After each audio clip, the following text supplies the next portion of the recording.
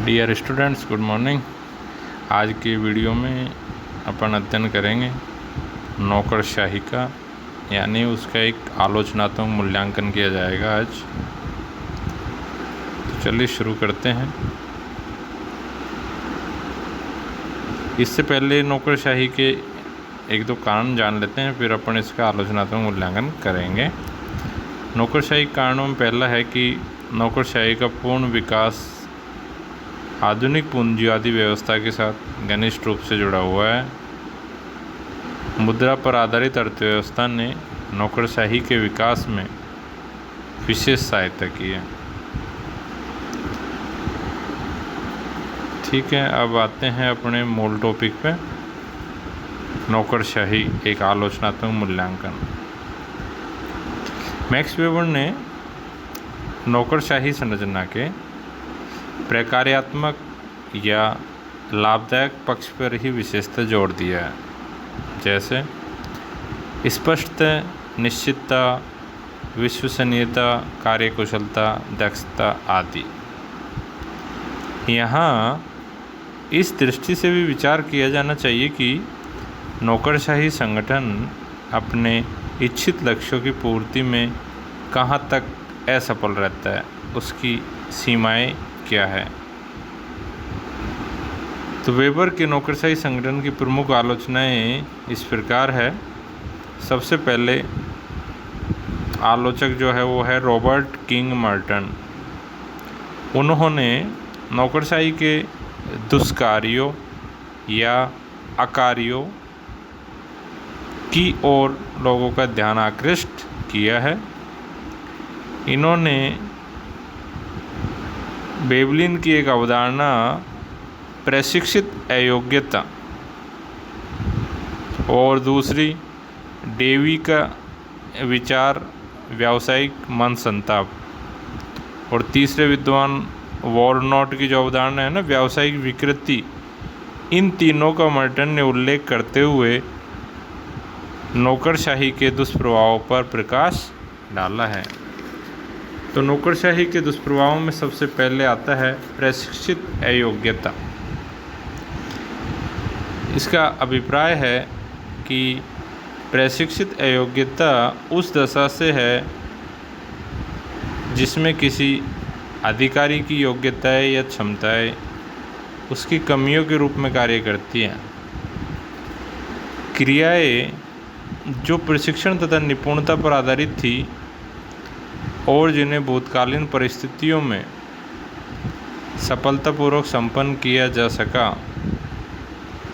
आज की बदली हुई परिस्थितियों ने अनुपयुक्त अनुक्रिया के रूप में प्रकट हो सकती है। दूसरा जो दुष्प्रभाव वो है व्यावसायिक मन संताप।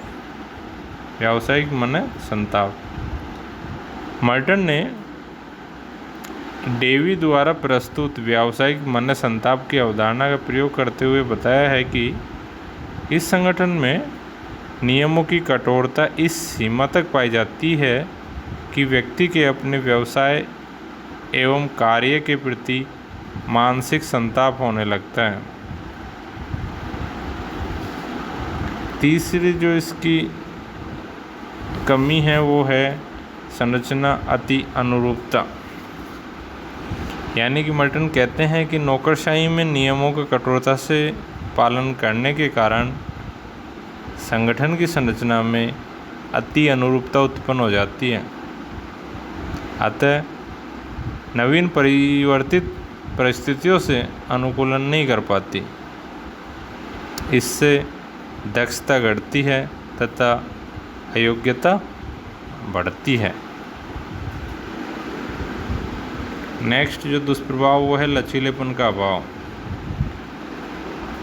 दक्षता को लागू करने में अधिकारी में लचीलेपन का अभाव परिवर्तित परिस्थितियों में अनेक असामंजस्यों के लिए उत्तरदायी होता है।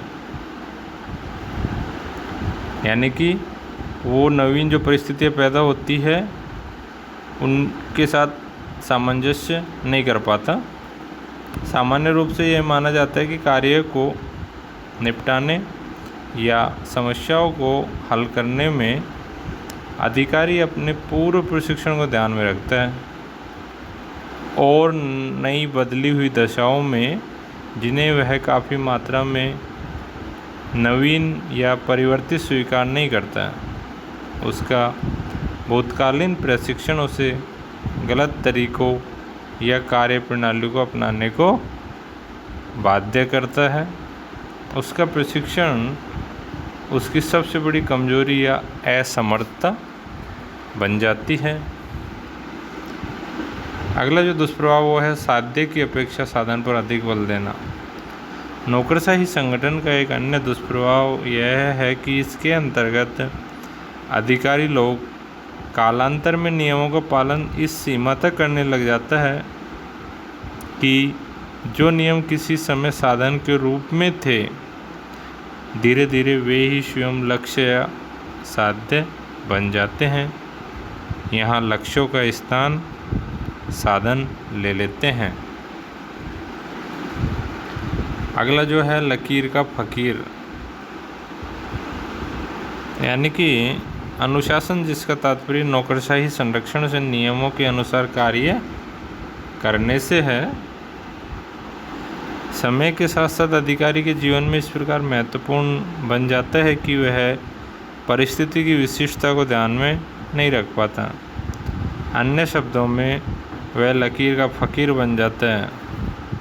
वह बदली हुई परिस्थितियों में सुगमता से अनुकूलन करने के अयोग्य हो जाता है, यानी कि वो अनुकूलन नहीं कर पाता नई परिस्थितियों के साथ। नेक्स्ट है लाल फीताशाही।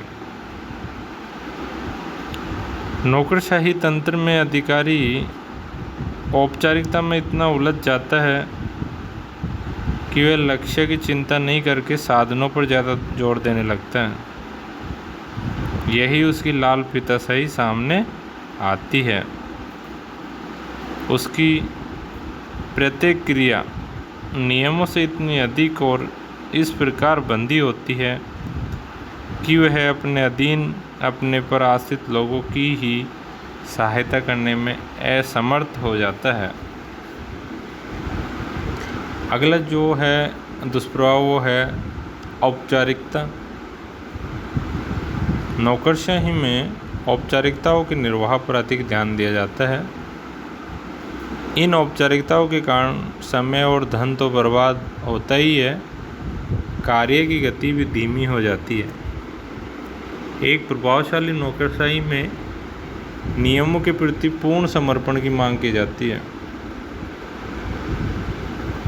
औपचारिकता का परिणाम यह होता है कि ये सामान्य नियम उन विशिष्ट परिस्थितियों में अनुकूलन संबंधी बाधा उत्पन्न करते हैं, क्योंकि सामान्य नियमों के निर्माण के समय भविष्य में उत्पन्न होने वाली विशिष्ट परिस्थितियों के संबंध में सोचा भी नहीं गया था।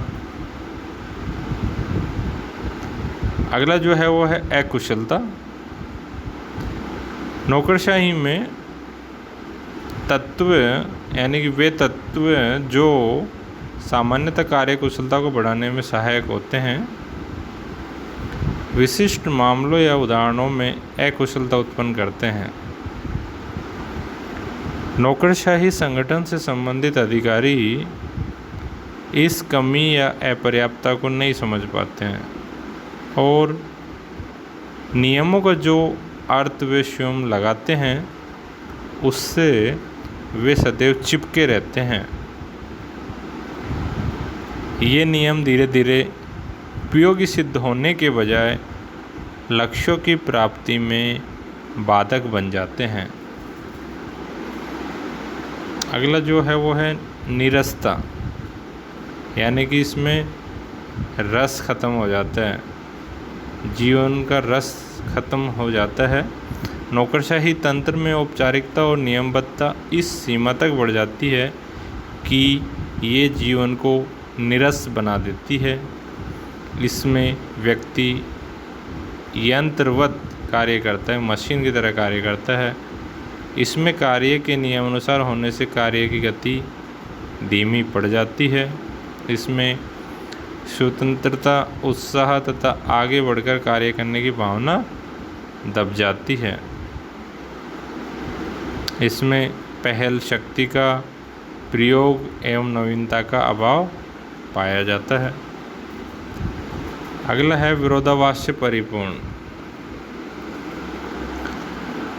मैक्स वेबर द्वारा प्रस्तुत नौकरशाही सिद्धांत में कुछ विरोधाभास है।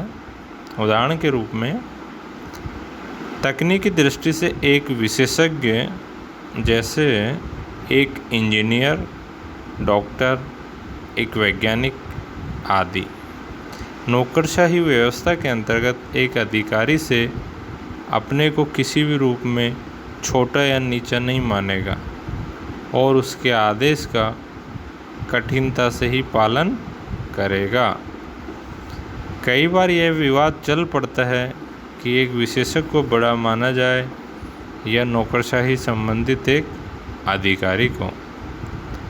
ऐसी विवादास्पद स्थिति में संगठन की कार्यकुशलता कई बार बढ़ाने के बजाय घट जाती है। अगला जो है वो है शोध पर आधारित नहीं होना। वेबर की नौकरशाही का कोई गवेषणात्मक आधार नहीं है। नौकरशाही संबंधी उनके विचार उपकल्पना के रूप में हैं। नौकरशाही के जिस आदर्श प्रारूप की बात वेबर ने कही, यदि किसी संगठन द्वारा उससे संबंधित सभी विशेषताओं को अपना भी लिया जाए तो भी यह जरूरी नहीं है कि नौकरशाही संगठन की कार्यकुशलता बढ़ेगी ही। इसका कारण यह है कि वास्तव में संगठन की कार्यकुशलता का निर्धारण कुछ विशेष प्रकार की संगठनात्मक स्थितियों द्वारा होता है, जैसे कार्यकर्ताओं का तकनीकी स्तर,